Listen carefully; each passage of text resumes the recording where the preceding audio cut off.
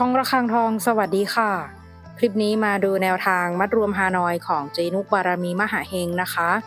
ฉบับนี้เป็นแนวทางประจำวันที่20ตุลาคม2568ค่ะแนวทางมัดรวมฮานอยวันนี้นะคะเจให้เด่นที่7ฟันที่7ค่ะ